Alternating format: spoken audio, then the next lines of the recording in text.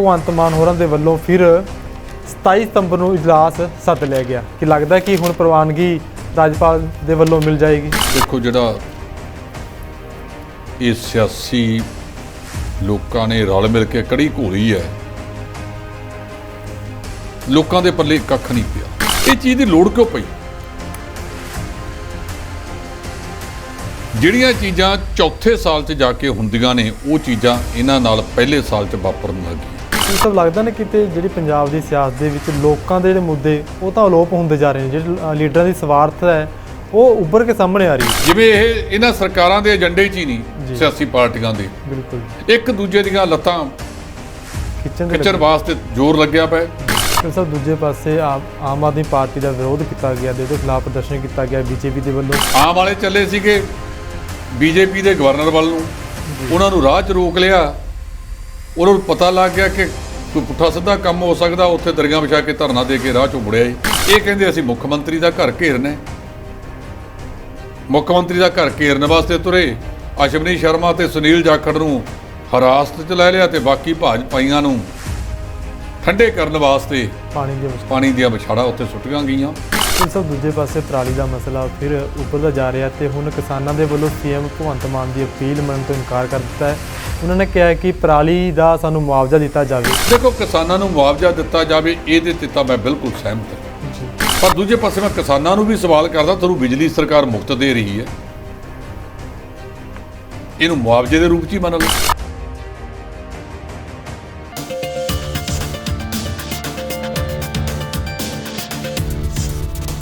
ਸਤਿ ਸ਼੍ਰੀ ਅਕਾਲ, ਤੁਸੀਂ ਵੇਖ ਰਹੇ ਹੋ D5 ਚੈਨਲ ਪੰਜਾਬੀ ਤੇ ਮੈਂ ਹਾਂ ਮਨਦੀਪ ਸਿੰਘ ਬੱਲੋਪਰ ਲੈ ਕੇ ਹਾਜ਼ਰ ਹਾਂ ਪ੍ਰੋਗਰਾਮ ਇੱਕ ਮੇਰੀ ਵੀ ਸੁਣੋ। ਇਸ ਪ੍ਰੋਗਰਾਮ ਦੇ ਵਿੱਚ ਅਸੀਂ ਰੋਜ਼ਾਨਾ ਦਿਨ ਭਰ ਦੀਆਂ ਖਬਰਾਂ ਦੇ ਉੱਤੇ ਚਰਚਾ ਕਰਦੇ ਹਾਂ ਤੇ ਅੱਜ ਵੀ ਸਾਡੇ ਨਾਲ ਸਾਡੇ D5 ਚੈਨਲ ਪੰਜਾਬੀ ਦੇ ਸੀਨੀਅਰ ਐਡੀਟਰ ਜਸਪਾਲ ਸਿੰਘ ਢਿੱਲੋਂ ਜੀ ਸਾਡੇ ਨਾਲ ਜੁੜ ਚੁੱਕੇ ਨੇ। ਆਓ ਸਭ ਤੋਂ ਪਹਿਲਾਂ ਉਹਨਾਂ ਦਾ ਸਵਾਗਤ ਕਰ ਲੈਂਦੇ ਹਾਂ। ਢਿੱਲੋਂ ਸਾਹਿਬ ਜੀ ਬਹੁਤ ਸਵਾਗਤ। ਸ਼ੁਕਰੀਆ, ਬਹੁਤ ਬਹੁਤ ਮਿਹਰਬਾਨੀ ਜੀ। ਢਿੱਲੋਂ ਸਾਹਿਬ, ਅੱਜ ਭਗਵੰਤ ਮਾਨ ਹੋਰਾਂ ਦੇ ਵੱਲੋਂ ਫਿਰ 27 ਸਤੰਬਰ ਨੂੰ ਇਜਲਾਸ ਸੱਦ ਲਿਆ ਗਿਆ ਕਿ ਲੱਗਦਾ ਕਿ ਹੁਣ ਪ੍ਰਵਾਨਗੀ ਰਾਜਪਾਲ ਦੇ ਵੱਲੋਂ ਮਿਲ ਜਾਏਗੀ। ਦੇਖੋ, ਜਿਹੜਾ ਇਹ ਸਿਆਸੀ ਲੋਕਾਂ ਨੇ ਰਲ ਮਿਲ ਕੇ ਕੜੀ ਘੋਲੀ ਹੈ, ਲੋਕਾਂ ਦੇ ਪੱਲੇ ਕੱਖ ਨਹੀਂ ਪਿਆ। ਹੁਣ ਦੋ ਗੱਲਾਂ ਨੇ। ਇਸ ਤਰ੍ਹਾਂ ਦਾ ਇਜਲਾਸ ਇਹਨਾਂ ਨੇ ਦਿੱਲੀ ਦੇ ਵਿੱਚ ਸੱਦਿਆ ਜੀ, ਦਿੱਲੀ ਦੇ ਵਿੱਚ ਇਜਲਾਸ ਹੋ ਗਿਆ, ਮਤਾ ਪਾ ਲਿਆ। ਉਹੀ ਮਤਾ ਇੱਥੇ ਪਾਉਣਾ ਚਾਹੁੰਦੇ ਸੀ। ਦਿੱਲੀ ਵਿੱਚ ਵੀ ਇਹਨਾਂ ਕੋਲ 17 ਚੋਂ 63 ਵਿਧਾਇਕ ਨੇ, 62-63 ਵਿਧਾਇਕ ਇਹਨਾਂ ਕੋਲ ਨੇ। ਇੱਥੇ 117 ਚੋਂ ਇਹਨਾਂ ਕੋਲ 92 ਨੇ। ਇਹ ਚੀਜ਼ ਦੀ ਲੋੜ ਕਿਉਂ ਪਈ? ਜਿਹੜੀਆਂ ਚੀਜ਼ਾਂ ਚੌਥੇ ਸਾਲ 'ਚ ਜਾ ਕੇ ਹੁੰਦੀਆਂ ਨੇ ਉਹ ਚੀਜ਼ਾਂ ਇਹਨਾਂ ਨਾਲ ਪਹਿਲੇ ਸਾਲ 'ਚ ਵਾਪਰਨ ਲੱਗੀਆਂ ਜੀ। ਇੱਕ ਬੜਾ ਅਜੀਬ ਕਿਸਮ ਦਾ ਵਰਤਾਰਾ ਹੈ। 92 ਬੰਦੇ ਤੁਹਾਡੇ ਕੋਲੇ ਹੋਣ ਤੇ ਤੁਹਾਨੂੰ ਜੇ ਭਰੋਸਾ ਹੀ ਨਹੀਂ ਉਹਨਾਂ ਤੇ, ਭਰੋਸੇ ਦਾ ਮਤ ਕਾਹਦੇ ਵਾਸਤੇ ਨੇ? ਵਿਰੋਧੀ ਧਿਰਾਂ ਕਹਿੰਦੀਆਂ ਨੇ ਕਿ ਸੱਦੋ ਇਜਲਾਸ, ਸਾਨੂੰ ਕੋਈ ਇਤਰਾਜ਼ ਨਹੀਂ, ਸੱਦੋ ਬੇਅਦਬੀਆਂ ਤੇ ਤਿਆਰ ਹੋ, ਸੱਦੋ ਗੈਂਗਸਟਰ ਕਿਉਂ ਪੈਦਾ ਹੋਏ ਜੀ, ਸੱਦੋ SYL ਤੇ, ਸੱਦੋ ਪੰਜਾਬ ਦੀ ਮੌਜੂਦਾ ਆਰਥਿਕ ਸਥਿਤੀ ਤੇ, ਸੱਦੋ ਸਿੱਖਿਆ ਤੇ ਸਿਹਤ ਪੰਜਾਬ ਦੀ ਕਿੱਥੇ ਜੇ ਖੜੀ ਹੈ, ਸੱਦੋ ਮੁਕਤ ਖੋੜੀਆਂ ਤੇ। ਅਨੇਕਾਂ ਮਾਮਲੇ ਨੇ ਜਿਨ੍ਹਾਂ ਤੇ ਸੱਦਿਆ ਜਾ ਸਕਦਾ ਹੈ, ਪਰ ਇਹ ਕਹਿਣਾ ਕਿ ਇਸ ਦਾ ਜੀ ਵਿਸ਼ਵਾਸ ਮਤ ਪੇਸ਼ ਕਰਨਾ ਹੈ। ਮੈਨੂੰ ਪਤਾ ਲੱਗਿਆ ਕਿ ਸੰਵਿਧਾਨ ਦੇ ਵਿੱਚ ਇਹ ਪ੍ਰਾਵਧਾਨ ਹੈਗਾ। ਤੁਸੀਂ ਅੱਜ 6 ਮਹੀਨੇ ਇਕੱਠਾ ਵੀ ਕਰ ਲਓ, ਕਿਉਂਕਿ 6 ਮਹੀਨਿਆਂ ਤੋਂ ਬਾਅਦ ਇਜਲਾਸ ਸੱਦਿਆ ਜਾਂਦਾ ਹੈ। ਅੱਜ ਵੀ ਜੇ ਤੁਹਾਡੇ ਨੂੰ ਵਿਸ਼ਵਾਸ ਮਤ ਦੇ ਵਿੱਚ ਸ਼ਾਮਲ ਹੋ ਜਾਣ, ਇਹ ਕਿਤੇ ਨਹੀਂ ਲਿਖਿਆ ਕਿ ਉਹ ਕੱਲ ਨੂੰ ਪਾਸੇ ਜਾ ਨਹੀਂ ਸਕਦੇ। 70 ਲੱਖ ਰੁਪਇਆ ਕਹਿੰਦੇ ਖਰਚ ਆਉਣਾ ਸੀ ਇੱਕ ਦਿਨ ਦੇ ਸੈਸ਼ਨ ਤੇ ਪੰਜਾਬ ਦਾ ਬਚ ਗਿਆ। ਇਹ ਸੈਸ਼ਨ ਦੇ ਵਿੱਚ ਕਈ ਕੌੜੀਆਂ ਮਿੱਠੀਆਂ ਗੱਲਾਂ ਵੀ ਹੋਣੀਆਂ ਸੀ। ਇਸ ਸੈਸ਼ਨ ਦੇ ਵਿੱਚ ਬਹੁਤ ਕੁਝ ਵਾਪਰਨਾ ਸੀ, ਪਰ ਸਾਡੇ ਸਿਆਸਤਦਾਨ ਜਦੋਂ ਸੱਤਾ ਤੇ ਪੌੜੀ ਚੜ੍ਹ ਜਾਂਦੇ ਆ, ਉਹ ਸਾਰੀਆਂ ਗੱਲਾਂ ਭੁੱਲ ਜਾਂਦੇ ਨੇ ਜਿਹੜੀਆਂ ਪਹਿਲਾਂ ਉਹਨਾਂ ਨੇ ਉਠਾਈਆਂ ਹੁੰਦੀਆਂ ਨੇ। ਅੱਜ ਲੋੜ ਤਾਂ ਪੰਜਾਬ ਨੂੰ ਇਸ ਗੱਲ ਦੀ ਹੈ ਕਿ ਇਹਨੂੰ ਦਲਦਲ ਚੋਂ ਕਿਵੇਂ ਕੱਢਿਆ ਜਾਵੇ। ਕਰਜ਼ੇ ਦੇ ਜਾਲ 'ਚ ਫਸਿਆ ਪਿਆ ਹੈ, ਇਹਦਾ ਬੇਰੁਜ਼ਗਾਰੀ ਬਹੁਤ ਵੱਡੇ ਪੱਧਰ ਤੇ ਹੈ, ਲੋਕਾਂ ਕੋਲੇ ਕੰਮ ਨਹੀਂ, ਪਾਣੀ ਲਗਾਤਾਰ ਡੂੰਘੇ ਹੁੰਦੇ ਜਾ ਰਹੇ ਨੇ ਤੇ ਇਹ ਕਿਸਾਨਾਂ ਨੂੰ ਆਗਿਆ ਦੇ ਰਹੇ ਨੇ ਕਿ ਜਿਹੜਾ ਪਾਣੀ 20 ਸਾਲ 'ਚ ਮੰਗਾਉਣਾ ਉਹ 10 ਸਾਲ 'ਚ ਮੁਕਾ ਦਿਓ, ਵੱਡੇ ਟਿਊਬਵੈੱਲ ਲਾਓ। ਇਹ ਚੀਜ਼ ਤੇ ਪਹਿਰਾ ਨਹੀਂ ਦਿੱਤਾ ਜਾ ਰਿਹਾ ਕਿ ਸਿੰਜਾਈ ਜਿਹੜੀ ਨਹਿਰਾਂ ਰਾਹੀਂ ਹੁੰਦੀ ਹੈ, ਜਿਹੜਾ 27% ਹੈ ਪੰਜਾਬ ਦੇ ਵਿੱਚ, ਇਹਨੂੰ 40 ਕਿਵੇਂ ਕਰਨਾ ਹੈ। ਨਹਿਰਾਂ ਦਾ ਪਾਣੀ, ਬਰਸਾਤਾਂ ਦਾ ਪਾਣੀ ਜਿਹੜਾ ਅਜਾਈ ਜਾ ਰਿਹਾ ਹੈ, ਇਹਨੂੰ ਕਿਵੇਂ ਸਾਂਭਣਾ ਹੈ। ਇਸ ਗੱਲ ਤੇ ਕੋਈ ਗੱਲ ਨਹੀਂ ਕਿ ਬਰਸਾਤਾਂ ਮਹਾਮੂਰੀ ਆਉਂਦੀਆਂ ਨੇ, ਵੱਡੀਆਂ ਕੋਠੀਆਂ ਦਾ ਪਾਣੀ, ਉਹਦਾ ਨਕਸ਼ਾ ਤਾਂ ਪਾਸ ਹੋਏਗਾ ਜੇ ਉਹ ਬਰਸਾਤੀ ਪਾਣੀ ਨੂੰ ਧਰਤੀ ਵਿੱਚ ਰੀਚਾਰਜ ਕਰੇਗਾ। ਲੱਗਦਾ ਇਹ ਸੀ ਕਿ ਇਹਨਾਂ ਦੇ ਏਜੰਡੇ ਤੇ ਹੈ ਜਾਂ ਬਹੁਤ ਕੁਛ ਹੈ ਤੇ ਇਹ ਦੂਜਿਆਂ ਨਾਲ ਲਵੇਕਲੇ ਕੰਮ ਕਰਨਗੇ।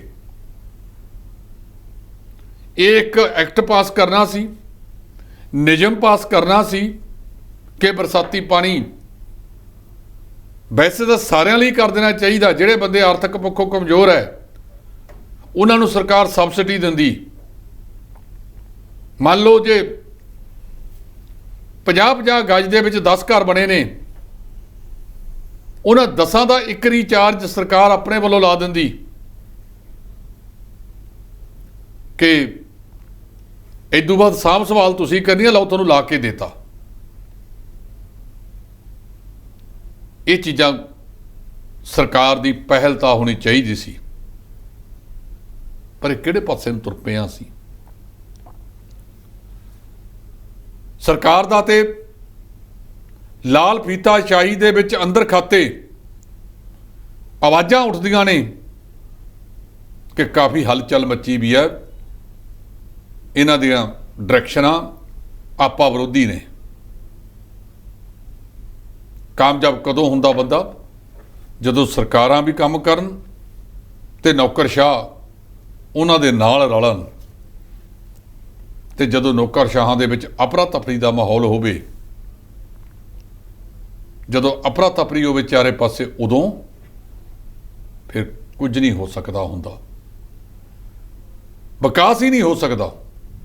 ਸੋ ਇਸ ਕਰਕੇ ਮੈਂ ਮਹਿਸੂਸ ਕਰਦਾ ਕਿ ਸਰਕਾਰ, ਪੰਜਾਬ ਦੀਆਂ ਸਾਰੀ ਵਿਰੋਧੀ ਧਿਰਾਂ ਕਮ ਸੇ ਕਮ ਪੰਜਾਬ ਦੇ ਡਿਵੈਲਪਮੈਂਟ ਵਾਲੇ ਮੁੱਦੇ ਤੇ, ਪੰਜਾਬ ਦੇ ਭਖ ਦੇ ਮਸਲਿਆਂ ਤੇ ਤਾਂ ਸਿਰ ਜੋੜ ਕੇ ਬਹਿ ਜਾਓ। ਸਰਕਾਰ ਦਾ ਫਰਜ਼ ਸੀ ਇਹ ਸੈਸ਼ਨ ਬੁਲਾਉਣ ਤੋਂ ਪਹਿਲਾਂ ਇੱਕ ਸਰਬ ਪਾਰਟੀ ਮੀਟਿੰਗ ਬੁਲਾਉਂਦੇ ਜੀ। ਸਰਬ ਪਾਰਟੀ ਮੀਟਿੰਗ ਦੇ ਵਿੱਚ ਦੱਸਦੇ ਵੀ ਅਸੀਂ ਇੱਕ ਸੈਸ਼ਨ ਬੁਲਾਉਣਾ ਚਾਹੁੰਦੇ ਹਾਂ। ਅਜੇ ਵੀ ਇਹਨਾਂ ਨੇ 27 ਨੂੰ ਦੁਬਾਰਾ ਸੱਦ ਲਿਆ ਹੈ। 26 ਤੱਕ ਸਰਬ ਪਾਰਟੀ ਮੀਟਿੰਗ ਬੁਲਾਓ, ਦੂਜਿਆਂ ਦੇ ਸੁਝਾਅ ਵੀ ਲਓ ਕਿ ਆਪਾਂ ਆਹ ਕਰਨਾ ਚਾਹੁੰਦੇ ਹਾਂ ਪੰਜਾਬ ਦੇ ਵਿਕਾਸ ਲਈ, ਤੁਸੀਂ ਸਾਰੇ ਤਿਆਰ ਹੋ। ਉਹਨਾਂ ਦੀ ਮਹੱਤਤਾ ਨੂੰ ਵੀ ਬਰਕਰਾਰ ਰੱਖਿਆ ਜਾਵੇ। ਜੀ ਟਿਲ ਸਾਹਿਬ, ਲੱਗਦਾ ਨਾ ਕਿਤੇ ਜਿਹੜੀ ਪੰਜਾਬ ਦੀ ਸਿਆਸਤ ਦੇ ਵਿੱਚ ਲੋਕਾਂ ਦੇ ਜਿਹੜੇ ਮੁੱਦੇ ਉਹ ਤਾਂ ਅਲੋਪ ਹੁੰਦੇ ਜਾ ਰਹੇ ਨੇ, ਜਿਹੜੇ ਲੀਡਰਾਂ ਦੀ ਸਵਾਰਥ ਹੈ ਉਹ ਉੱਭਰ ਕੇ ਸਾਹਮਣੇ ਆ ਰਹੀ ਹੈ। ਮੈਂ ਤੁਹਾਨੂੰ ਉਹੀ ਤਾਂ ਗੱਲ ਕਹਿ ਕੇ ਹਟਿਆ ਕਿ ਮੈਂ ਕਿੰਨੇ ਮੁੱਦੇ ਗਿਣਾਤੇ ਜਿਹੜੇ ਪੰਜਾਬ ਦੇ ਭਖਦੇ ਮੁੱਦੇ ਨੇ ਜੀ।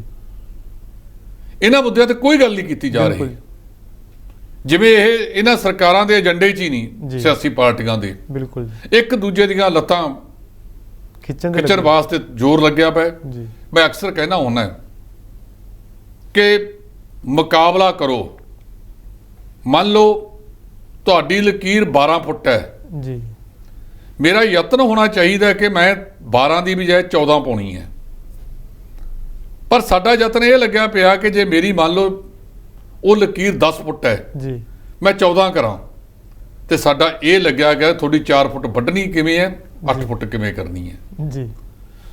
ਜੇ ਮੁਕਾਬਲੇ ਤੇ ਹੋਵੇ ਕੌਣ ਬੰਦਾ ਤਰੱਕੀ ਕਰਦਾ ਜਿਹੜਾ ਮੁਕਾਬਲੇ ਦੇ ਵਿੱਚ ਆਵੇ, ਜੇ ਪਰ ਜਿਹੜਾ ਇਸ ਤਰ੍ਹਾਂ ਦੀਆਂ ਗੱਲਾਂ ਕਰੇ ਉਹ ਕੋਈ ਵਧੀਆ ਗੱਲ ਨਹੀਂ ਹੋਇਆ ਕਰਦੀ। ਜੀ ਜੀ ਡਾਕਟਰ ਸਾਹਿਬ, ਦੂਜੇ ਪਾਸੇ ਆਮ ਆਦਮੀ ਪਾਰਟੀ ਦਾ ਵਿਰੋਧ ਕੀਤਾ ਗਿਆ ਤੇ ਉਹਦੇ ਖਿਲਾਫ ਪ੍ਰਦਰਸ਼ਨ ਕੀਤਾ ਗਿਆ ਬੀਜੇਪੀ ਦੇ ਵੱਲੋਂ, ਤੇ ਉਹ ਜੀ ਉਹਨਾਂ ਦਾ ਦੇਖੋ ਲੋਕਤੰਤਰ ਪ੍ਰਣਾਲੀ ਦੇ ਵਿੱਚ ਕਿਸੇ ਦਾ ਵਿਰੋਧ ਕਰਨਾ ਜਾਇਜ਼ ਹੈ। ਜੀ। ਆਮ ਵਾਲੇ ਚੱਲੇ ਸੀਗੇ ਬੀਜੇਪੀ ਦੇ ਗਵਰਨਰ ਵੱਲ ਨੂੰ, ਜੀ। ਉਹਨਾਂ ਨੂੰ ਰਾਹ 'ਚ ਰੋਕ ਲਿਆ। ਉਹਨਾਂ ਨੂੰ ਪਤਾ ਲੱਗ ਗਿਆ ਕਿ ਕੋਈ ਪੁੱਠਾ ਸਿੱਧਾ ਕੰਮ ਹੋ ਸਕਦਾ, ਉੱਥੇ ਦਰੀਆਂ ਵਿਛਾ ਕੇ ਧਰਨਾ ਦੇ ਕੇ ਰਾਹ 'ਚੋਂ ਮੁੜਿਆ ਜੀ। ਇਹ ਕਹਿੰਦੇ ਅਸੀਂ ਮੁੱਖ ਮੰਤਰੀ ਦਾ ਘਰ ਘੇਰਨਾ, ਮੁੱਖ ਮੰਤਰੀ ਦਾ ਘਰ ਘੇਰਨ ਵਾਸਤੇ ਤੁਰੇ। ਅਸ਼ਵਨੀ ਸ਼ਰਮਾ ਤੇ ਸੁਨੀਲ ਜਾਖੜ ਨੂੰ ਹਿਰਾਸਤ 'ਚ ਲੈ ਲਿਆ ਤੇ ਬਾਕੀ ਭਾਜਪਾਈਆਂ ਨੂੰ ਠੰਡੇ ਕਰਨ ਵਾਸਤੇ ਪਾਣੀ ਦੀਆਂ ਵਿਛਾੜਾਂ ਉੱਥੇ ਸੁੱਟੀਆਂ ਗਈਆਂ।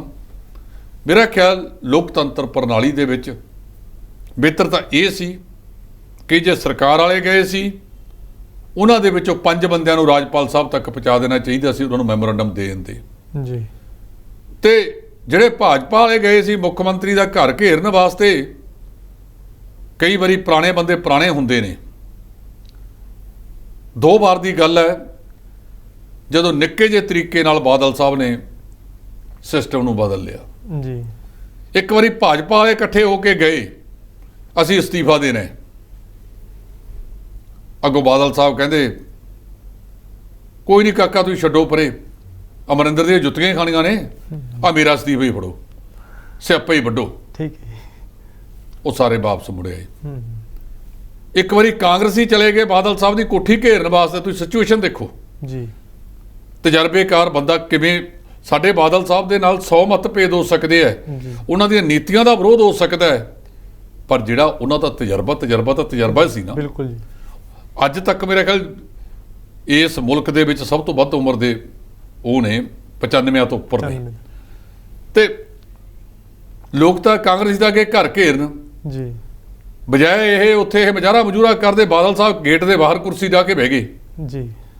ਆਓ ਕਾਕਾ ਆਓ, ਤੁਹਾਡਾ ਬੜਾ ਜੀ ਆਇਆਂ ਨੂੰ, ਸ਼ੁਕਰ ਹੈ ਤੁਸੀਂ ਮੇਰੇ ਜੇ ਨਿਮਾਣੇ ਦੇ ਘਰ ਦੇ ਵਿੱਚ ਚਰਨ ਪਾਏ ਜੀ। ਤੇ ਆਓ ਪਕੌੜੇ ਪਕੂੜੇ ਅਸੀਂ ਤਿਆਰ ਕੀਤੇ ਨੇ, ਛਕੋ ਪਹਿਲਾਂ ਜੀ। ਮੈਮੋਰੰਡਮ ਦੇਣਾ ਤੁਸੀਂ ਲੈ ਲਾਂਗੇ ਬਾਅਦ ਚ, ਪਹਿਲਾਂ ਭੁੱਖੇ ਪੇਟ ਥੋੜੀ ਹੁੰਦਾ। ਆਓ ਪਹਿਲਾਂ ਚਾਹ ਪਾਣੀ ਛਕੀਏ, ਸਾਰੇ ਜਣੇ ਰਲ ਕੇ ਚਾਹ ਪਿਆ ਕੇ ਮੈਮੋਰੰਡਮ ਪੜਾ ਕੇ ਠੰਡੇ ਕਰਕੇ ਕਾਂਗਰਸੀ ਤੌਰ ਤੇ ਜੀ। ਤੇ ਜਿਹੜਾ ਇਹ ਖਿੱਚਤੂ ਹੋਈ ਹੈ ਇਹਦੀ ਥਾਂ ਦੇ ਉੱਤੇ ਜੇ ਸੁਹਾਵਾਂ ਮਾਹੌਲ ਬਣਾਇਆ ਜਾਵੇ ਉਹ ਚੰਗਾ ਹੈ। ਬਿਲਕੁਲ ਜੀ। ਤਜਰਬੇ ਦੇ ਵਿੱਚੋਂ ਬਹੁਤ ਸਾਰੀਆਂ ਚੀਜ਼ਾਂ ਨੇ। ਮੈਂ ਕਹਿੰਦਾ ਕਿ ਲੱਖ ਮੱਤ ਭੇਦ ਸਿਆਸੀ ਪਾਰਟੀਆਂ ਦੇ ਬਾਦਲ ਸਾਹਿਬ ਨਾਲ ਹੋ ਸਕਦੇ ਆ। ਤੁਹਾਨੂੰ ਯਾਦ ਹੋਵੇਗਾ ਇੱਕ ਵਾਰ ਜੀ ਸੈਸ਼ਨ ਚੱਲਦਾ ਸੀ, ਕਾਂਗਰਸੀ ਕੋ ਕੇ ਕੋਸ ਰਹੇ ਸੀ, ਉੱਥੇ ਬਾਦਲ ਸਾਹਿਬ ਉੱਠ ਕੇ ਕਹਿੰਦੇ ਕੈਪਟਨ ਸਾਹਿਬ ਅਸੀਂ ਤਾਂ ਸਾਰਾ ਕੁਝ ਹੀ ਮਾੜਾ ਕੀਤਾ, ਸਾਨੂੰ ਕੋਈ ਚੰਗਾ ਰਾਹ ਦੱਸਣ ਵਾਲਾ ਸਲਾਹਕਾਰ ਹੀ ਨਹੀਂ ਸੀ। ਜੀ। ਨਾਲ ਤਾਂ ਸਲਾਹਕਾਰ ਤੇ ਮਾਰ ਗਏ ਚੋਟ। ਤੁਹਾਡੇ ਕੋਲ ਤਾਂ ਬੈਠੇ ਨੇ ਸਲਾਹਕਾਰੀ ਸਰਦਾਰ ਜੀ ਬਹੁਤ ਵੱਡੇ ਨੇ, ਜਿਹੜਾ ਗਲਤ ਕੰਮ ਅਸੀਂ ਕੀਤੇ ਨੇ ਘੱਟੋ ਘੱਟ ਤੁਸੀਂ ਨਾ ਕਰਿਓ। ਇੰਨੀ ਗੱਲ ਨਾਲ ਹੀ ਸਾਰਾ। ਸੋ ਇਹ ਜਿਹੜੇ ਲੋਕਤੰਤਰ ਦੇ ਮੰਦਰ ਨੇ, ਕੋਈ ਸਮਾਂ ਹੁੰਦਾ ਸੀ ਜਦੋਂ ਇਹਨਾਂ ਦੇ ਵਿੱਚ ਵਿਰੋਧੀ ਧਿਰ ਦਾ ਆਗੂ ਵੀ ਬੋਲਦਾ ਸੀ, ਪ੍ਰਧਾਨ ਮੰਤਰੀ ਜਾਂ ਮੁੱਖ ਮੰਤਰੀ ਬਹੁਤ ਧਿਆਨ ਨਾਲ ਸੁਣਦਾ ਸੀ ਕਿ ਪਤਾ ਨਹੀਂ ਕਦੋਂ ਕੋਈ ਇਹੀ ਜੀ ਗੱਲ ਕਰ ਦੇਣ ਜਿਹਦਾ ਜਵਾਬ ਦੇਣਾ ਬੜਾ ਔਖਾ ਹੋ ਜਾਵੇ। ਹੁਣ ਉਹ ਚੀਜ਼ਾਂ ਉੱਥੋਂ ਖਤਮ ਹੋ ਗਈਆਂ। ਕਾਰਨ ਸਾਡੇ ਪਾਰਲੀਮੈਂਟ ਦੇ ਵਿੱਚ 233 ਸੱਜਣ ਉਹ ਬੈਠੇ ਨੇ ਜਿਨ੍ਹਾਂ ਤੇ ਅਪਰਾਧਿਕ ਪਰਚੇ ਦਰਜ ਨੇ। ਬਿਲਕੁਲ। 2014 ਜਦੋਂ ਮੋਦੀ ਸਾਹਿਬ ਆਏ ਸੀ ਇਹਨਾਂ ਦੇ ਨਾਲ 183 ਆਏ ਸੀ, ਹੁਣ 233 ਹੋ ਗਏ, 50 ਵੱਧ ਗਏ। ਤੇ ਜੇ ਗਾਹਾਂ ਨੂੰ 24 ਚ 50 ਹੋਰ ਵੱਧ ਗਏ 283 ਹੋ ਜਾਣਗੇ ਬਹੁਮਤ, ਤੇ ਬਹੁਮਤ 273 ਦਾ ਫਿਰ ਤਾਂ ਇਹਦੇ ਭਾਰੂ ਹੋ ਜਾਣਗੇ। ਹਾਂਜੀ ਹਾਂ। ਸੋ ਇਸ ਕਰਕੇ ਅਸੀਂ ਇਹ ਸਮਝਦੇ ਹਾਂ ਕਿ ਲੋਕਤੰਤਰ ਨੂੰ ਲੋਕਤੰਤਰ ਰਹਿਣ ਦਿਓ, ਇਹਨੂੰ ਯੋਗਤੰਤਰ ਨਾ ਬਣਾਓ, ਇਹਨੂੰ ਹੋਰ ਕੁਝ ਨਾ ਕਰੋ। ਸਰਕਾਰ ਦਾ ਫਰਜ਼ ਹੈ ਉਹਨੇ ਵਿਰੋਧੀ ਧਿਰ ਨੂੰ ਵੀ ਨਾਲ ਤੋਰਨਾ ਹੁੰਦਾ ਹੈ ਜੀ। ਮੈਨੂੰ ਬੇਅੰਤ ਸਿੰਘ ਦੀ ਸਰਕਾਰ ਦੇ ਵਿੱਚ ਯਾਦ ਹੈ, ਇੱਕ ਮੰਤਰੀ ਨੂੰ ਭੱਜ ਕੇ ਪੈ ਗਏ ਸਰਦਾਰ ਬੇਅੰਤ ਸਿੰਘ, ਕਹਿੰਦੇ ਸਰਦਾਰ ਸਾਹਿਬ ਬਹੁਤੇ ਔਖੇ ਅਸਤੀਫਾ ਦੇ ਦਿਓ, 50 ਬੰਦੇ ਤਿਆਰ ਬੈਠੇ ਆ ਮੰਤਰੀ ਬਣਨ ਵਾਸਤੇ। ਜੀ ਤੁਸੀਂ ਮੰਤਰੀ ਹੋ, ਮੈਂ ਮੁੱਖ ਮੰਤਰੀ ਹਾਂ, ਕੁਝ ਵਿਰੋਧੀ ਧਿਰ ਵਾਲੇ ਵੀ ਨਾਲ ਲੈ ਕੇ ਚੱਲਣੇ ਹੁੰਦੇ ਨੇ। ਉਹ ਚੀਜ਼ਾਂ ਅੱਜ ਦੇ ਇਸ ਲੋਕਤੰਤਰ ਪ੍ਰਣਾਲੀ 'ਚੋਂ ਗਾਇਬ ਹੁੰਦੀਆਂ ਜਾ ਰਹੀਆਂ ਨੇ। ਜੀ ਜੀ ਢਿੱਲੋਂ ਸਾਹਿਬ, ਦੂਜੇ ਪਾਸੇ ਪਰਾਲੀ ਦਾ ਮਸਲਾ ਫਿਰ ਉੱਭਰਦਾ ਜਾ ਰਿਹਾ ਤੇ ਹੁਣ ਕਿਸਾਨਾਂ ਦੇ ਵੱਲੋਂ ਸੀਐਮ ਭਗਵੰਤ ਮਾਨ ਦੀ ਅਪੀਲ ਮੰਨਣ ਤੋਂ ਇਨਕਾਰ ਕਰ ਦਿੱਤਾ ਹੈ। ਉਹਨਾਂ ਨੇ ਕਿਹਾ ਹੈ ਕਿ ਪਰਾਲੀ ਦਾ ਸਾਨੂੰ ਮੁਆਵਜ਼ਾ ਦਿੱਤਾ ਜਾਵੇ। ਦੇਖੋ, ਕਿਸਾਨਾਂ ਨੂੰ ਮੁਆਵਜ਼ਾ ਦਿੱਤਾ ਜਾਵੇ, ਇਹਦੇ ਤੇ ਤਾਂ ਮੈਂ ਬਿਲਕੁਲ ਸਹਿਮਤ ਹਾਂ। ਜੀ ਕਿਸਾਨਾਂ ਨੂੰ ਮੁਆਵਜ਼ਾ ਮਿਲਣਾ ਚਾਹੀਦਾ ਹੈ, ਪਰ ਦੂਜੇ ਪਾਸੇ ਮੈਂ ਕਿਸਾਨਾਂ ਨੂੰ ਵੀ ਸਵਾਲ ਕਰਦਾ, ਤੁਹਾਨੂੰ ਬਿਜਲੀ ਸਰਕਾਰ ਮੁਫਤ ਦੇ ਰਹੀ ਹੈ, ਇਹਨੂੰ ਮੁਆਵਜ਼ੇ ਦੇ ਰੂਪ 'ਚ ਹੀ ਮੰਨ ਲਓ। ਤੀਜੀ ਚੀਜ਼, ਨਾ ਸਰਕਾਰ, ਨਾ ਕਿਸਾਨ, ਨਾ ਕੋਈ ਹੋਰ ਇਹਦੀ ਅਸਲੀ ਜੜ ਫੜਨ ਨੂੰ ਤਿਆਰ ਨਹੀਂ। ਜੀ ਇਹ ਜਿੰਨਾ ਕਰੋੜਾਂ ਰੁਪਈਆ ਤੁਸੀਂ ਖਰਚਤਾ, ਉਹਦੀ ਥਾਂ ਦੇ ਉੱਤੇ ਵੱਡੇ ਕਿਸਾਨਾਂ ਨੂੰ ਛੱਡ ਦਿਓ, ਛੋਟੇ ਤੇ ਦਰਮਿਆਨੇ ਕਿਸਾਨਾਂ ਵਾਸਤੇ ਟਰੈਕਟਰ ਵੀ ਤੇ ਮਸ਼ੀਨਾਂ ਵੀ ਪਿੰਡਾਂ ਦੀਆਂ ਸਹਿਕਾਰੀ ਸਭਾਵਾਂ 'ਚ ਦੇ ਦਿਓ, ਤੇ ਇਹ ਨਾ ਦਾੜੇ ਨਾਲੋਂ ਮੁੱਛਾਂ ਵੱਧ ਜਾਣ। ਉੱਥੇ ਭਾਅ ਰੱਖ ਦਿਓ ਕਿ 1500 ਰੁਪਇਆ ਦੇ ਤਾਂ ਤੂੰ ਜਾਏਗਾ, ਜਾਂ 2000 ਦੇ। ਬੜਾ ਥੋੜਾ ਜਿਹਾ ਜਿਹੜਾ ਕਿਸਾਨ ਨੂੰ ਚੁਭੇ ਨਾ, ਤੇ ਉਹਨੂੰ ਕਹੋ ਕਿ ਉੱਥੋਂ ਮਸ਼ੀਨ ਲੈ ਲਾ। ਜੇ ਮੰਨ ਲਓ ਤੁਸੀਂ 1000 ਰੁਪਇਆ ਰੱਖ ਦਿਓ ਇਹਦਾ ਕਿਰਾਇਆ, ਤੇ 1000 ਰੁਪਇਆ ਵੀ ਉਹ ਸਰਕਾਰ ਦੇ ਦੇ। ਜਿਵੇਂ ਤੁਸੀਂ ਬਣਾਉਣ ਲੱਗੇ ਸੀ ਕਿ 1500 ਰੁਪਇਆ ਕੇਂਦਰ ਦੇਵੇ, 500 ਅਸੀਂ, 500 ਦਿੱਲੀ। ਮੰਨ ਲਿਆ ਵੀ ਕੇਂਦਰ ਵਾਲੇ ਨਹੀਂ ਦਿੰਦੇ, ਉਹੀ 1000 ਰੁਪਇਆ ਤੁਸੀਂ ਸੁਸਾਇਟੀਆਂ 'ਚ ਰੱਖ ਕੇ ਕਿਰਾਇਆ ਰੱਖ ਦਿਓ, ਕਿ ਜਿਹੜਾ ਛੋਟਾ, ਤੇ ਇੱਕ ਲਿਮਟ ਰੱਖ ਦਿਓ ਕਿ ਜਿਹੜਾ 5 ਕਿੱਲਿਆਂ ਤੋਂ ਥੱਲੇ ਵਾਲਾ ਉਹ ਇੱਥੋਂ ਲੈ ਕੇ ਜਾਵੇ, ਉਹਨੂੰ ਮਸ਼ੀਨ ਤੇ ਟਰੈਕਟਰ ਮੁਫਤ ਮਿਲੇਗਾ। ਉਹੀ 1000 ਰੁਪਏ ਦਾ ਕਿਰਾਇਆ ਉਹਦਾ ਛੱਡ ਦਿਓ, ਫਿਰ ਤੇਲ ਉਹ ਪਾਲੇਗਾ। ਇਸ ਪਾਸੇ ਦੀ ਕਰਨ ਦੀ ਜ਼ਰੂਰਤ ਹੈ। ਜ਼ਮੀਨੀ ਹਕੀਕਤਾਂ ਦੇ ਪਾਸੇ ਸਾਡੀਆਂ ਸਰਕਾਰਾਂ ਜਾਂਦੀਆਂ ਨਹੀਂ। ਇਹ ਜਿਹੜੇ ਲਾਲ ਫੀਤਾਸ਼ਾਹੀ ਆ ਕੇ ਕਹਿਣਗੇ ਨਾ, ਜੈ ਸਰ, ਜੈ ਸਰ, ਜਿਵੇਂ ਪੁਲਿਸ ਡਿਪਾਰਟਮੈਂਟ ਦੇ ਵਿੱਚ ਲੋਕ ਅਕਸਰ ਵਿਅੰਗ ਕਰਦੇ ਆ, ਵੱਡਾ ਅਫਸਰ ਜੇ ਇਹ ਵੀ ਕਹਦੇ ਤੂੰ ਖੋਤਾ ਹੈ, ਜੈ ਸਰ। ਜੀ ਇਹ ਚੀਜ਼ਾਂ ਜਦੋਂ ਜੈਸਰ ਆ ਨਾ, ਇਹਦੀ ਥਾਂ ਦੇ ਉੱਤੇ ਜੇ ਇਹ ਬੰਦੇ ਕਹਿਣ ਲੱਗ ਜਾਣ ਕਿ ਸਰ ਤੁਸੀਂ ਜਿਹੜੀ ਆ ਗੱਲ ਕਹਿ ਰਹੇ ਹੋ ਇਹ ਪ੍ਰੈਕਟੀਕਲ ਨਹੀਂ ਹੈਗੀ, ਇਹਦੀ ਥਾਂ ਦੇ ਉੱਤੇ ਜੇ ਆਹ ਕਰ ਲਈਏ ਤਾਂ ਹੋਰ ਵਧੀਆ ਹੋ ਸਕਦੀ ਹੈ। ਜੇ ਉਹ ਚੀਜ਼ਾਂ ਤੁਸੀਂ ਕਰ ਲਓਗੇ, ਕਾਫੀ ਸਾਹ ਸੌਖੇ ਹੋ ਸਕਦੇ ਆ। ਅੰਮ੍ਰਿਤਸਰ ਦੇ ਖੇਤਰ ਦੇ ਵਿੱਚ ਜਿੱਥੇ ਬਾਸਮਤੀ ਪਹਿਲਾਂ ਆ ਜਾਂਦੀ ਹੈ, ਉੱਥੇ ਕਾਫੀ ਘਟਨਾਵਾਂ ਅੱਗਜਨੀ ਦੀਆਂ ਵਾਪਰਨੀਆਂ ਸ਼ੁਰੂ ਹੋ ਗਈਆਂ ਨੇ। ਤਕਰਾਰ ਨਾਲ ਮਸਲਾ ਹੱਲ ਨਹੀਂ ਹੋਣਾ। ਸਰਦੂਲ ਸਿਕੰਦਰ ਨੇ ਕਿਹਾ ਨਾ ਕਿ ਜਿੱਦ ਨਾਲ ਮਸਲੇ ਵਿਗੜ ਜਾਂਦੇ ਨੇ, ਰਜਾਬੰਦੀ ਕਰ ਲੋ ਨਿਬੜ ਜਾਂਦੇ ਨੇ। ਸੋ ਅਜੇ ਤੱਕ ਕਿਸੇ ਸਰਕਾਰ ਨੇ, ਮੈਨੂੰ ਦੱਸੋ, ਜ਼ਿਲ੍ਹਾ ਪੱਧਰ ਤੇ, ਬਲਾਕ ਪੱਧਰ ਤੇ, ਪਿੰਡ ਪੱਧਰ ਤੇ ਕੋਈ ਅਜਿਹੀ ਕਮੇਟੀ ਬਣਾਈ ਹੈ ਜਿਹਦੇ ਵਿੱਚ ਕਿਸਾਨਾਂ ਨੂੰ ਮੈਂਬਰ ਬਣਾਇਆ ਗਿਆ ਹੋਵੇ? ਜਿਨ੍ਹਾਂ ਤੇ ਉਹ ਲਾਗੂ ਹੋਣਾ ਉਹਨਾਂ ਨੂੰ ਤੁਸੀਂ ਮੈਂਬਰ ਹੀ ਨਹੀਂ ਬਣਾਉਂਦੇ। ਇੱਥੇ ਖਾਸਾ ਚਿਰ ਮੈਂ ਟ੍ਰੈਫਿਕ ਮਾਰਸ਼ਲ ਰਿਹਾ, ਹੁਣ ਵੀ ਜਦੋਂ ਆਉਂਦੇ ਨੇ ਉਹਨਾਂ ਨੂੰ ਦੱਸ ਦੇਈਦਾ, ਕੋਈ ਕਹਿ ਦੇਣਗੇ ਜੀ ਤੁਹਾਡਾ ਭਾਸ਼ਣ ਕਰਾਉਣਾ ਹੈ ਜੀ। ਮੈਨੂੰ ਹੈਰਾਨੀ ਹੋਈ ਕਿ ਜਿਹੜੀ ਟ੍ਰੈਫਿਕ ਵਾਸਤੇ ਕਮੇਟੀ ਬਣਦੀ ਹੈਗੀ ਜ਼ਿਲ੍ਹਾ ਪੱਧਰ ਤੇ, ਟ੍ਰੈਫਿਕ ਪੁਲਿਸ ਦੀ ਮੈਂਬਰ ਹੀ ਨਹੀਂ ਜਿਨ੍ਹਾਂ ਨੇ ਉਹ ਚਲਾਉਣੀ ਹੈ ਜੀ। ਕਿੱਡੀ ਹਾਸੋ ਹੀ ਨਹੀਂ ਗੱਲ ਹੈ। ਬਿਲਕੁਲ ਜੀ। ਕਿਸਾਨਾਂ ਤੇ ਆਪਾਂ ਲਾਗੂ ਕਰਨਾ, ਕਿਸਾਨ ਇਹਦੇ ਮੈਂਬਰ ਨਹੀਂ। ਤੁਹਾਨੂੰ ਜੇ ਤੁਹਾਡੇ ਕੋਲੇ 4 ਗੱਲਾਂ ਹੋਣਗੀਆਂ, 4 ਕਿਸਾਨ ਵੀ ਤੁਹਾਨੂੰ ਚੱਜ ਦੀਆਂ ਦੱਸ ਦੇਣਗੇ ਜੀ ਵੀ ਜੀ ਆਹ ਗੱਲ ਕਰ ਲਓ, ਇਹਦੇ ਨਾਲ ਮਸਲਾ ਹੱਲ ਹੋ ਜਾਊਗਾ। ਜੇ ਇਹ ਮਸਲਾ ਆਪਾਂ ਜ਼ਮੀਨੀ ਪੱਧਰ ਤੇ ਜਾ ਕੇ ਹੱਲ ਨਾ ਕੀਤਾ, ਪਿਛਲੇ ਜਿਹੜੇ ਸਾਡੇ ਚੀਫ ਜਸਟਿਸ ਸਾਹਿਬ ਸੀ, ਐਨ ਵੀ ਰਮੰਨਾ ਸਾਹਿਬ, ਉਹ ਇੱਕੋ ਗੱਲ ਕਹਿੰਦੇ ਹੁੰਦੇ ਸੀ ਕਿ ਠੰਡੇ ਕਮਰਿਆਂ 'ਚ ਬਹਿ ਕੇ ਨੀਤੀਆਂ ਨਾ ਬਣਾਓ, ਜ਼ਮੀਨੀ ਪੱਧਰ ਦੀਆਂ ਹਕੀਕਤਾਂ ਦੇ ਕੇ ਨੀਤੀਆਂ ਬਣਾਓ। ਜਿੱਦਣ ਇਸ ਭਾਰਤ ਵਰਸ਼ ਦੇ ਵਿੱਚ ਜ਼ਮੀਨੀ ਪੱਧਰ ਤੇ ਹਕੀਕਤਾਂ ਦੇ ਅਨੁਸਾਰ ਨੀਤੀਆਂ ਬਣਨ ਲੱਗ ਜਾਣਗੀਆਂ ਜੀ, ਉਸ ਦਿਨ ਫਿਰ ਇਹ ਭਾਰਤ ਵਰਸ਼ ਆਪਣੇ ਆਪ ਤਰੱਕੀ ਕਰਨ ਲੱਗ ਜਾਵੇਗਾ। ਫਿਰ ਕਿਸੇ ਟਰੱਕ ਦੇ ਪਿੱਛੇ ਇਹ ਨਹੀਂ ਲਿਖਿਆ ਜਾਵੇਗਾ 100 ਚੋਂ 99 ਬੇਈਮਾਨ, ਫਿਰ ਵੀ ਮੇਰਾ ਭਾਰਤ ਮਹਾਨ ਜੀ ਜੀ। ਤੇ ਢਿੱਲੋਂ ਸਾਹਿਬ, ਦੂਜੇ ਪਾਸੇ ਖਬਰ ਸਾਹਮਣੇ ਆ ਰਹੀ ਹੈ ਕਿ ਅਕਾਲ ਤਖਤ ਦੇ ਜਥੇਦਾਰ ਸ੍ਰੀ ਗਿਆਨੀ ਹਰਪ੍ਰੀਤ ਸਿੰਘ ਕਿਸੇ ਵੇਲੇ ਵੀ ਅਸਤੀਫਾ ਦੇ ਸਕਦੇ, ਕਿੰਨੀ ਕੁ ਸੱਚਾਈ ਹੈ? ਕਿ ਲੱਗਦਾ ਹੈ ਕਿ ਜਥੇਦਾਰ ਸਾਹਿਬ ਅਸਤੀਫਾ ਦੇਖੋ, ਇਹ ਗੱਲ ਅੱਜ ਦੀ ਨਹੀਂ, ਇਹ ਗੱਲ ਖਾਸੇ ਚਿਰ ਤੋਂ ਚੱਲ ਰਹੀ ਹੈ ਜੀ। ਜਦੋਂ ਤੋਂ ਜਥੇਦਾਰ ਸਾਹਿਬ ਨੇ ਕੁਝ ਖਰੀਆਂ ਗੱਲਾਂ ਕਹਿਣੀਆਂ ਸ਼ੁਰੂ ਕੀਤੀਆਂ ਨੇ ਜੀ, ਉਹ ਸਿਆਸੀ ਧਿਰਾਂ ਨੂੰ ਹਜਮ ਨਹੀਂ ਹੋ ਰਹੀਆਂ, ਖਾਸ ਕਰ ਉਸ ਧਿਰ ਨੂੰ ਜਿਹਦਾ ਸਿਆਸੀ ਦਖਲਅੰਦਾਜ਼ੀ ਧਾਰਮਿਕ ਕੰਮਾਂ 'ਚ ਜ਼ਿਆਦਾ ਹੈ। ਜੀ, ਤੇ ਜੱਦਰ ਸਾਹਿਬ ਨੇ ਜਿੱਦਣ ਕਿਹਾ ਕਿ ਕੋਈ ਕਾਇਦਾ ਕਾਨੂੰਨ ਤਾਂ ਬਣਾ ਦਿਓ, ਆ ਜਿਹੜਾ ਅੱਜ ਹਰਿਆਣੇ ਦੀ ਕਮੇਟੀ ਦੇ ਉੱਤੇ ਰੌਲਾ ਪੈ ਰਿਹਾ ਹੈ, ਜੀ, ਵਾਜਪਾਈ ਸਾਹਿਬ ਦੀ ਸਰਕਾਰ ਵੇਲੇ ਇਹ ਤੈਅ ਹੋ ਗਿਆ ਸੀ ਕਿ ਆਲ ਇੰਡੀਆ ਗੁਰਦੁਆਰਾ ਐਕਟ ਬਣਾ ਲਿਆ ਜਾਵੇ। ਅੱਜ ਹੀ ਮੈਨੂੰ ਯਾਦ ਹੈ ਜੱਦਰ ਗੁਰਚਰਨ ਸਿੰਘ ਟੌੜਾ ਸਾਹਿਬ ਨਾਲ ਇੱਕ ਦਿਨ ਮੈਂ ਬਹੁਤ ਲੰਬਾ ਸਮਾਂ ਬੈਠਾ ਰਿਹਾ। ਜੀ, ਮੈਂ ਕਿਹਾ ਟੌੜਾ ਸਾਹਿਬ ਜੇ ਆਲ ਇੰਡੀਆ ਗੁਰਦੁਆਰਾ ਐਕਟ ਬਣ ਜੇ ਤੇ ਮੇਰਾ ਖਿਆਲ ਚੰਗਾ ਨਹੀਂ,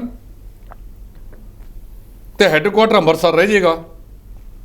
ਆ ਜਿਹੜਾ ਹਜੂਰ ਸਾਹਿਬ ਬੋਰਡ ਹੈ, ਪਟਨਾ ਸਾਹਿਬ ਬੋਰਡ ਹੈ, ਦਿੱਲੀ ਗੁਰਦੁਆਰਾ ਪ੍ਰਬੰਧਕ ਕਮੇਟੀ ਹੈ, ਜੀ, ਇਹ ਤਾਂ ਸਾਰੀਆਂ ਖਤਮ ਹੋ ਜਾਣਗੀਆਂ। ਉਹ ਕਹਿੰਦੇ ਢਿੱਲੋਂ, ਮੈਂ ਕਿਹਾ ਹਾਂ ਜੀ, ਕਹਿੰਦੇ ਬਹੁਤ ਵਧੀਆ ਕਦਮ ਹੈ ਇਹ, ਜੀ, ਬਹੁਤ ਵਧੀਆ ਕਦਮ ਹੈ। ਔਰ ਵਾਜਪਾਈ ਮੰਨ ਗਿਆ, ਮਾੜਾ ਜਿਹਾ ਟੁੱਲ ਲਾਉਣ ਦੀ ਲੋੜ ਹੈ, ਸਿਰੇ ਚੜ ਜੂ। ਕਹਿੰਦਾ ਜੇ ਮੁੱਕਰਿਆ ਕੋਈ ਆ ਬਾਦਲ ਮੁੱਕਰ ਗਿਆ।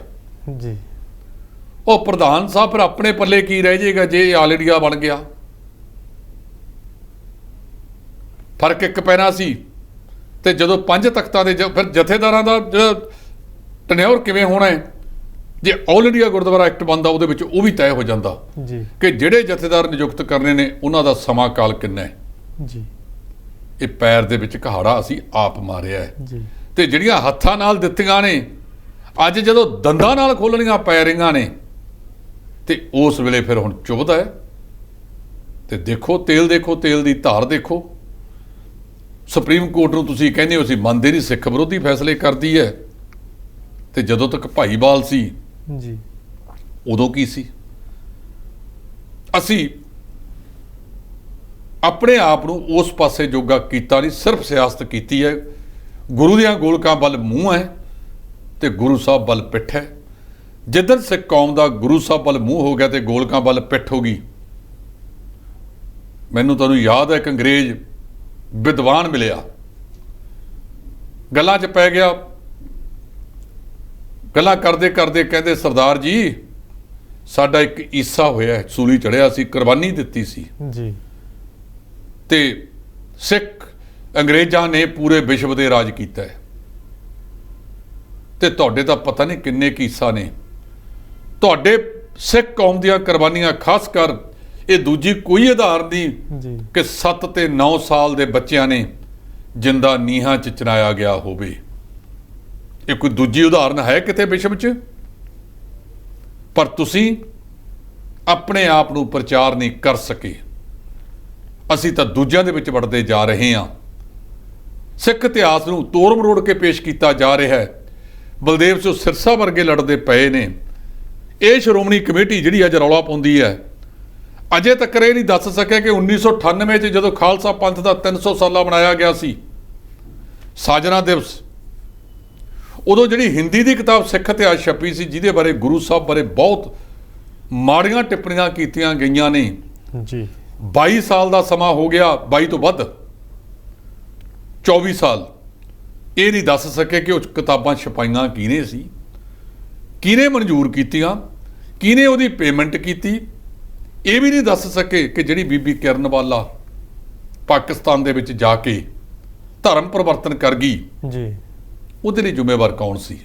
ਇਹ ਤਾਂ ਇੱਥੋਂ ਵਾਲੇ ਦੀ ਗੱਲ ਕਰਦੇ ਆ, ਉਹਦੀ ਸਿਫਾਰਿਸ਼ ਕਿਹਨੇ ਕੀਤੀ ਸੀ। ਲੌਂਗੋਵਾਲ ਸਾਹਿਬ ਤੋਂ ਪਹਿਲਾਂ ਦੀ ਪਈ ਆ ਫਾਈਲ, ਜੀ, ਔਰ ਪ੍ਰਧਾਨ ਦੇ ਨਾਲ ਦੇ ਕਮਰੇ 'ਚ ਪਈ ਆ। ਅਜੇ ਤੱਕ 4-5 ਸਾਲ ਹੋ ਗਏ ਇਹਨਾਂ ਨੂੰ ਉਹ ਇਹੀ ਨਹੀਂ ਪਤਾ ਲੱਗਿਆ ਕਿ ਉਹ ਰਿਕਮੈਂਡ ਸਿਫਾਰਿਸ਼ ਕਿਹਨੇ ਕੀਤੀ ਸੀ। ਸੋ ਅੱਜ ਬਲਦੇਵ ਸਿੰਘ ਸਿਰਸਾ ਵਰਗੇ ਸ਼ਖਸੀਅਤਾਂ ਤੋੜ ਮਰੋੜ ਕੇ ਪੇਸ਼ ਕੀਤੇ ਜਾ ਰਹੇ ਇਤਿਹਾਸ ਬਾਰੇ ਆ ਤਾਜ਼ਾ ਪਤਾ ਲੱਗੀ ਹੈ 5-7 ਦਿਨ ਪਹਿਲਾਂ ਜੀ, ਕਿ ਸ਼ਹੀਦ ਊਧਮ ਸਿੰਘ ਬਾਰੇ ਵੀ ਕੁਝ ਇਸ ਤਰ੍ਹਾਂ ਦੀਆਂ ਬੇਹੂਦਾ ਟਿੱਪਣੀਆਂ ਕੀਤੀਆਂ ਗਈਆਂ ਨੇ ਜਿਹੜੀਆਂ ਬਹੁਤ ਮੰਦਭਾਗੀਆਂ ਨੇ। ਜੀ। ਜੀ, ਤੇ ਢਿੱਲੋਂ ਸਾਹਿਬ ਦੂਜੇ ਪਾਸੇ ਮਾਈਨਿੰਗ ਵਿਭਾਗ ਹੁਣ ਥਾਣਿਆਂ ਦੇ ਵਿੱਚ ਜਿਹੜਾ ਰੇਤਾ ਫਗੜਿਆ ਗਿਆ ਉਹਦੀ ਨਿਲਾਮੀ ਕਰਨ ਜਾ ਰਹੇ। ਇਹਦੇ ਵਿੱਚ ਨਿੱਤਰਿਆ ਜੀ ਫਾਜ਼ਿਲਕਾ ਜ਼ਿਲ੍ਹਾ। ਜੀ, ਫਾਜ਼ਿਲਕਾ ਦੇ ਵਿੱਚ ਲਗਭਗ 18 ਤੋਂ 19,000 ਸਕੁਅਰ ਫੁੱਟ ਰੇਤਾ ਥਾਣਿਆਂ 'ਚ ਪਿਆ।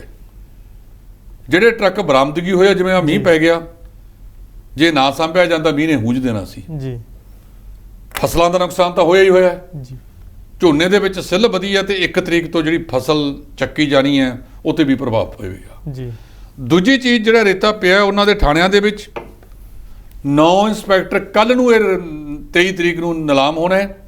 9 ਇੰਸਪੈਕਟਰ ਤਾਂ ਜਾਣਗੇ ਮਾਈਨਿੰਗ ਵਿਭਾਗ ਦੇ, ਕੁਝ ਪੁਲਿਸ ਵਾਲੇ ਉੱਥੇ ਰਹਿਣਗੇ।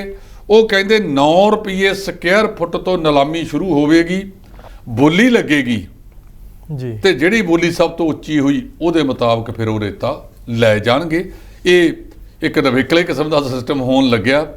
ਸੋ ਜੇ ਪਿਆ ਰੇਤਾ ਅਜਾਈ ਵੀ ਚਲਿਆ ਜਾਣਾ ਨਹੀਂ, ਕੁਝ ਨਾ ਕੁਝ ਪੈਸੇ ਉਹਦੇ 'ਚ ਆ ਜਾਣਗੇ। ਜੀ ਟਿਊਟਰ ਸਾਹਿਬ, ਦੂਜੇ ਪਾਸੇ ਹਲਕਾ ਭਦੌੜ ਦੇ ਵਿਧਾਇਕ ਐਮਐਲਏ ਲਾਭ ਸਿੰਘ ਹੋਰਾਂ ਦੇ ਪਿਤਾ ਦੇ ਨਾਲ ਅੱਜ ਸਵੇਰ ਦੀ ਇੱਕ ਖਬਰ ਵਾਇਰਲ ਹੋਈ ਸੀ ਕਿ ਉਹਨਾਂ ਨੇ ਕੋਈ ਜ਼ਹਿਰਲੀ ਦਵਾਈ ਕੁਝ ਖਾ ਕੇ ਖੁਦਕੁਸ਼ੀ ਕਰਨ ਦੀ ਕੋਸ਼ਿਸ਼ ਕੀਤੀ ਹੈ, ਪਰ ਇਹ ਖਬਰ ਪਰਿਵਾਰ ਦੇ ਵੱਲੋਂ ਇਨਕਾਰ ਕਰ ਦਿੱਤਾ ਗਿਆ। ਉਹਨਾਂ ਨੇ ਕਿਹਾ ਕਿ ਉਹ ਸ਼ੂਗਰ ਦੇ ਤੇ ਬੀਪੀ ਉਹਨਾਂ ਦਾ ਵਾਧਾ ਹੈ ਤੇ ਹਾਰਟ ਦੇ ਮਰੀਜ਼ ਨੇ।